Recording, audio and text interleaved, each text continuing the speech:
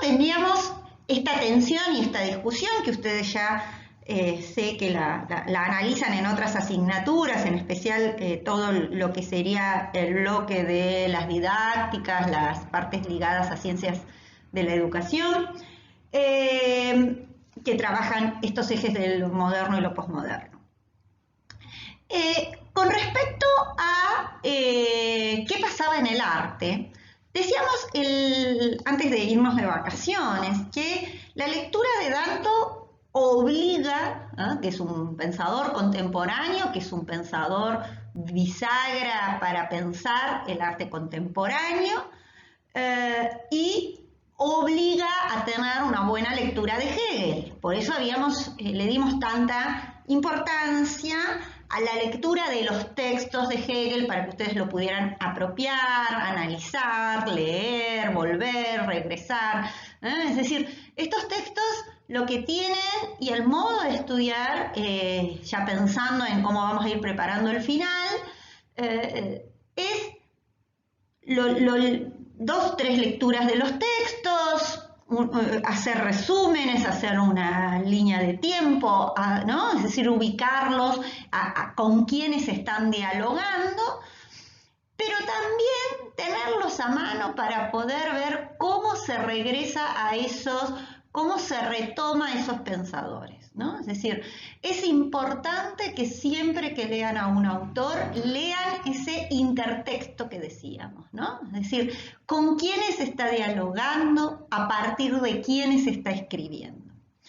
Y en el caso de Danto, retoma, obviamente, decíamos, a Hegel, que era el que hablaba de este fin del arte, yo les comentaba, a partir de pensar en esta superación. Cuando hablamos de un fin del arte, no es que el arte va a desaparecer, sino que hay una nueva manera de concebir este producto, esto que hacemos, que ustedes hacen, a lo que ya esa categoría, esa manera de pensar, esa manera de observar, esa manera de percibir, no es la misma de la modernidad, ¿no? Entonces, por eso está hablando de un fin del arte. Y retoma a otro historiador del arte, Hans Belting, que justamente ambos observan este cambio. Entonces, a mí lo que me interesaría que se armen ustedes es un eje, yo los invito, como si fuera un cuadro comparativo entre cómo piensan ellos, cómo lo terminan de definir al arte de la modernidad y por el otro lado al arte contemporáneo, ¿no? En esta época posthistórica, postmoderna, de superación de arte, no es que, vuelvo a lo mismo, la actividad artística haya desaparecido, sino que ese concepto de arte, construido y pensado para la modernidad y en la modernidad, ya no nos estaría sirviendo. Entonces hay que pensar otra categoría, hay que pensar otro concepto. Y cuando ubica, ¿no?, ese quiebre, fíjense que él lo arma del siglo XV, podríamos decir a mediados, hacia el tercer cuarto del siglo XX, ¿no? Esa gran era que él llama la era del arte, ¿no?, que se vincula a un modo de pensar el arte, y luego este periodo, esto que veníamos planteando de cuando el arte toma autoconciencia, la autoconciencia del arte. Y en ese sentido, decíamos de que aparece este quiebre, ¿no?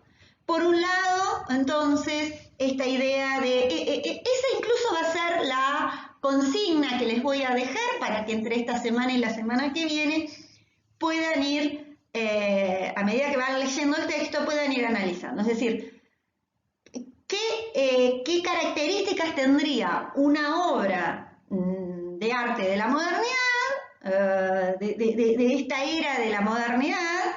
Y por el otro lado, ¿qué características tendría una obra o cómo caracteriza el autor a esta nueva época, ¿no? A esta época del fin del arte, ¿no? Obviamente que es muy vendedor, diríamos, un muy buen título hablar de el fin del arte, ¿no?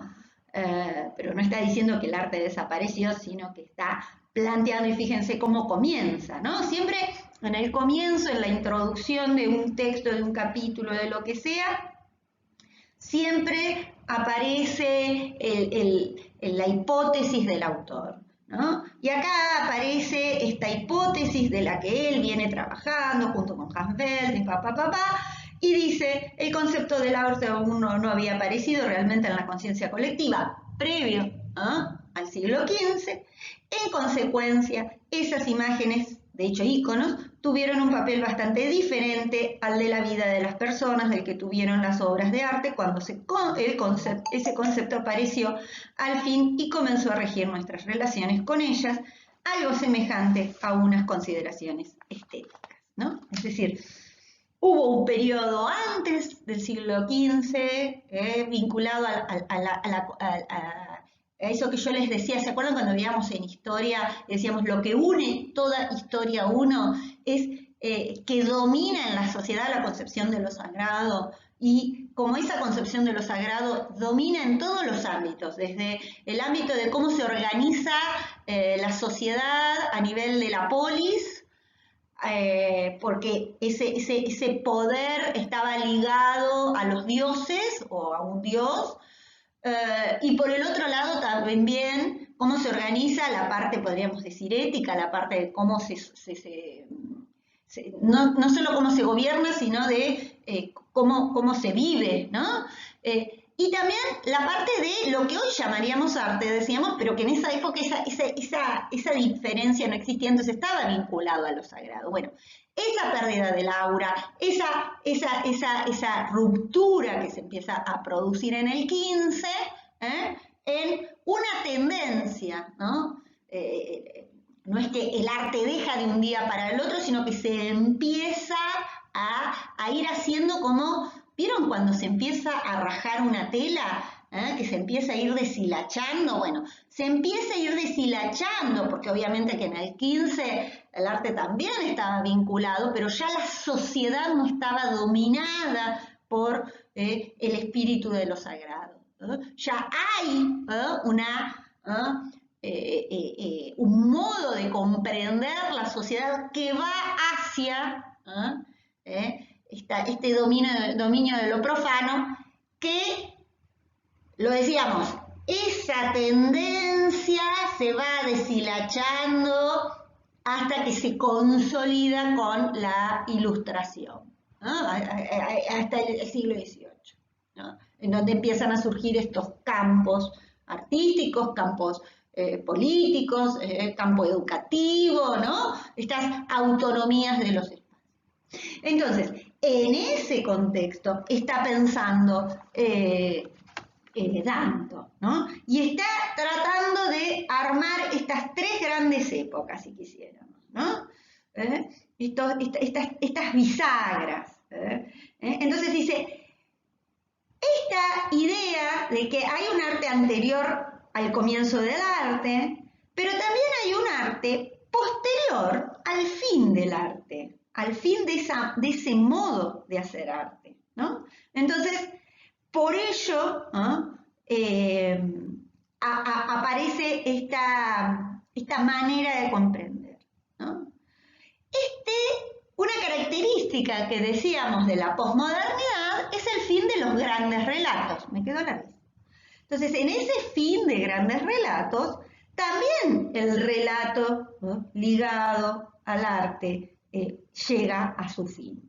Entonces, aparece, yo lo pienso, y por eso la imagen, a partir de la figura del collage. Me parece que el collage, como hay un historiador, Burke, que dice, él lo lleva al mundo de la historia cultural y él habla de esta historia del collage, ¿no?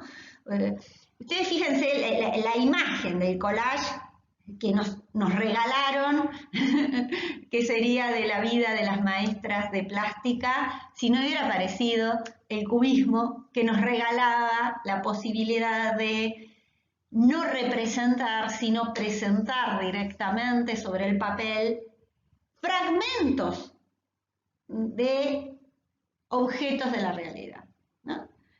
Entonces, esta idea del collage, me parece que es la idea que él recupera, fíjense, dice el paradigma de lo contemporáneo es el collage, y me parece sumamente enriquecedor. Estoy en la página 28, y él dijo que el collage, Max Ernst, es el encuentro de dos realidades distantes en un plano ajeno a ambas.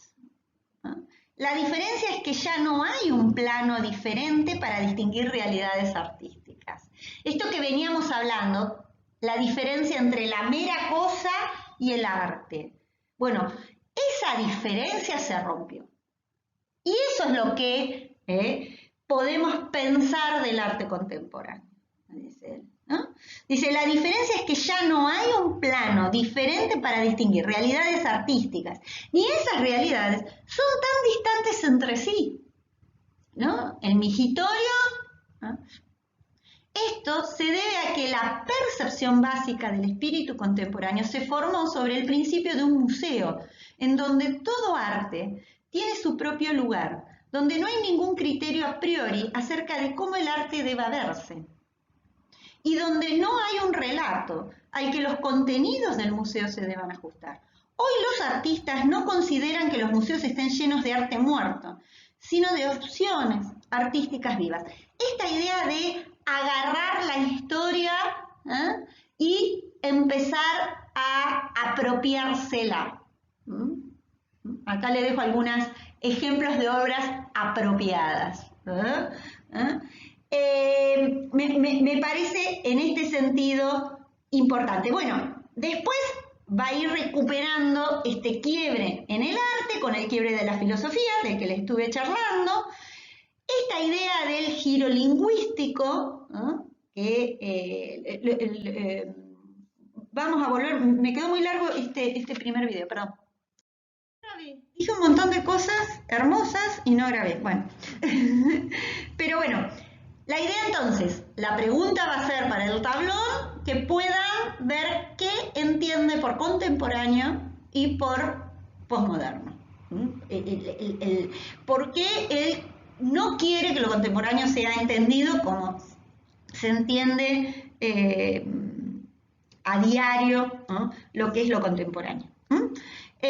¿Por qué sería más? Y me interesa también que puedan observar este giro, ¿no? que se da a partir de esta nueva época para pensar el arte, ¿no? Es decir,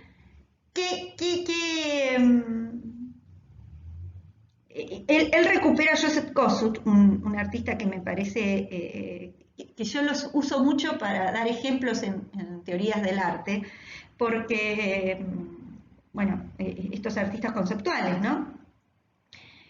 Dice, estoy en la página 35-36, le hacen un reportaje y él dice, era investigador, ¿cómo se define Kosuth? Era investigar la naturaleza misma del arte.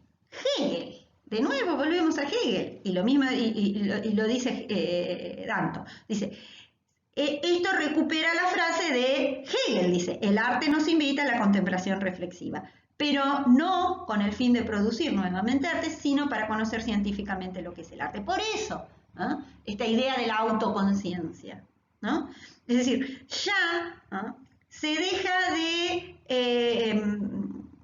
aparece esta posibilidad de romper, entonces, en donde el arte ya tampoco le interesa un mensaje más allá del arte, es decir, no está al servicio de, no busca algo más allá, sino que el arte elabora cual collage, usa esa historia, usa ese estado de la cuestión, ese modo de haber comprendido la obra a lo largo de la historia, pero ya para reflexionar sobre eso que no se hizo, ¿no? Obviamente, desde la contemporaneidad, desde el momento en que lo está haciendo, y uso el término contemporaneidad en el sentido desde esa situación en donde se está produciendo, ¿no? Hoy por hoy hay una reflexión filosófica, ¿no? ¿Por qué es tan complejo el arte contemporáneo? ¿Por qué no es para todo público el arte contemporáneo? Porque primero obliga a tener, como yo siempre digo, a ser parte de la parroquia para entender el chiste, utilizando cuando habla Freud del chiste, ¿no? Es decir, yo no puedo ir directamente a ver una obra de Beuys, una obra de Kossuth, una obra, bueno, ahí les dejé una obra de Bidlo, sin remitirme a toda esa reflexión filosófica sobre el arte. Pero que no se hace a partir de la filosofía, sino que se hace en la misma obra. Por eso esta idea de investigar la naturaleza misma del arte. Cuando la obra de arte puede ser cualquier objeto legitimado como arte, la pregunta surge ¿por qué soy yo una obra de arte? ¿No? Entonces, ahí aparece este quiebre que él ubica en los 70, los 80, ¿no? En donde aparece esta liberación de tener que hacer algo que supere lo anterior, hacer algo que ponga en discusión lo anterior, que se oponga a lo anterior, sino deslindar esta idea del límite, del linde, de la frontera, que se borra, ¿no? Que veníamos diciendo. Entonces, una nueva manera de comprender el arte, una nueva manera de hacer arte también obliga a una nueva manera de recepción de arte y una nueva manera de circulación del arte y de apropiación de esos espacios por donde circula el arte. Bueno, la semana que viene seguimos y revisamos. Verán que es un texto corto, ideal para estos días que deben tener todas poco tiempo.